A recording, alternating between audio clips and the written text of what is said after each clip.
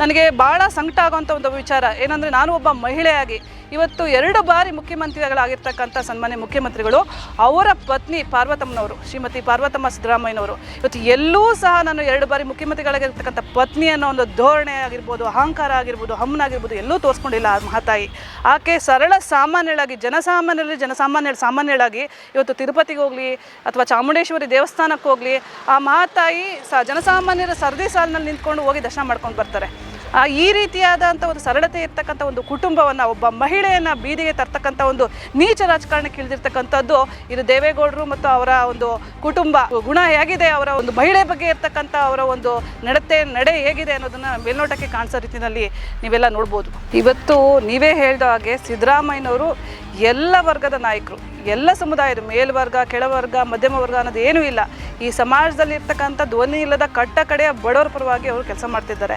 ಆ ನಿಟ್ಟಿನಲ್ಲಿ ಮಾತ್ರ ಇವತ್ತು ಎಲ್ಲ ಸಮುದಾಯದ ಸಂಘಟನೆಗಳು ಇವತ್ತು ವಿಶೇಷವಾಗಿ ನಮ್ಮ ರಾಜ್ಯದ ಶೋಷಿತ ಸಮುದಾಯಗಳ ಮಹಾ ಒಕ್ಕೂಟ ಏನಿದೆ ಅದರ ಜೊತೆಯಲ್ಲಿ ನಮ್ಮ SC ST ಅಲೆಮಾರಿ ವಿಮುಕ್ತ ಬುಡಕಟ್ಟುಗಳ ಸಂಘಟನೆಗಳ ಒಕ್ಕೂಟ ಏನಿದೆ ಹಾಗೂ ಎಲ್ಲ ಸಂಘಟನೆಗಳು, ದಲಿತ ಮತ್ತು ಅಲ್ಪಸಂಖ್ಯಾತ, ಹಿಂದುಳಿದ ವರ್ಗ, ಎಲ್ಲ ಶೋಷಿತ ಸಮುದಾಯಗಳ ಒಂದು ಧ್ವನಿ ಸಿದ್ದರಾಮಯ್ಯನವ್ರ ಪರವಾಗಿ ನಿಂತಿದೆ ಅಂತ ಅದಕ್ಕೆ ಕಾರಣ ಸಿದ್ದರಾಮಯ್ಯವರ ಬದ್ಧತೆ, ಈ ಸಮುದಾಯಗಳ ಪರವಾಗಿರ್ತಕ್ಕಂಥ ಬದ್ಧತೆ.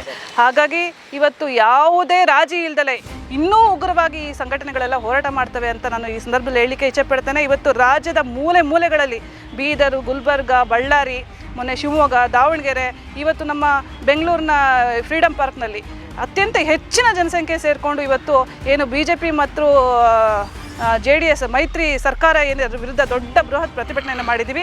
ಇದು ಇಲ್ಲಿಗೆ ನಿಲ್ಲಲ್ಲ. ಇವತ್ತು ಏನು ಈ ಹುನ್ನಾರವನ್ನು ಮಾಡ್ತಾ ಇದ್ದಾರೆ, ಪ್ರಜಾಪ್ರಭುತ್ವವನ್ನು ಸಿದ್ದರಾಮಯ್ಯನವ್ರನ್ನ ಹತ್ತಿಕ್ಕುವ ಮುಖಾಂತರ ಮಾಡಲಿಕ್ಕೆ ಹೊರಟಿದ್ದಾರೆ, ಅದನ್ನು ಹಿಂಪಡೆಯುವವರೆಗೂ ನಮ್ಮ ಹೋರಾಟ ಉಗ್ರವಾಗಿರುತ್ತೆ. ಅವ್ರಿಗೆ ತಕ್ಕ ಪಾಠ ಈ ಶೋಷಿತ ಸಮುದಾಯಗಳು ಕಲಿಸ್ತವೆ, ಈ ಸಮುದಾಯದ ಒಕ್ಕೂಟಗಳು ಕಲಿಸುತ್ತೆ ಅಂತ ಈ ಸಂದರ್ಭದಲ್ಲಿ ನಾನು ಹೇಳಲಿಕ್ಕೆ ಇಚ್ಛೆಪಡ್ತೇನೆ. ನಾನು ಮೊದಲೇ ಹೇಳಿದಾಗೆ ಯಥಾಸ್ಥಿತಿವಾದಿಗಳಿಗೆ ಸಮಾನ ಸಮಾಜ ಬೇಕಾಗಿಲ್ಲ.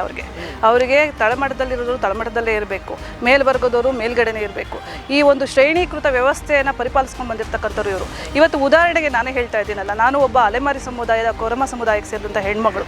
ಇವತ್ತು ನಾನು ಒಂದು ನಿಗಮದ ಅಧ್ಯಕ್ಷೆ ಆಗಿದ್ದೀನಿ. ಅದಕ್ಕೆ ಈ ಪ್ರಜಾಪ್ರಭುತ್ವ ಬ್ಯೂಟಿ ಅಂತ ನಾನು ಹೇಳ್ತೀನಿ.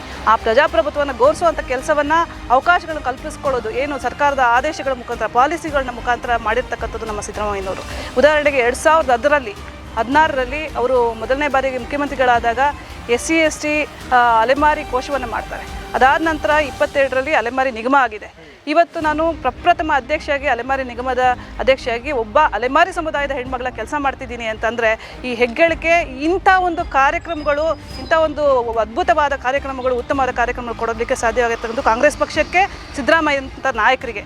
ಅದು ಈ ಯಥಾಸ್ಥಿತಿವಾದಿಗಳಿಗೆ ಯಾವತ್ತೂ ಸಹಿಸೋಕ್ಕಾಗೋದಿಲ್ಲ. ಆದರೆ ಅವರು ಸಹಿಸಲ್ಲ ಅಂತ ಹಿಂದೆ ಕಾಲಿಡುವಂಥ ನಾಯಕರು ನಮ್ಮ ಸಿದ್ದರಾಮಯ್ಯ ಅವರಲ್ಲ.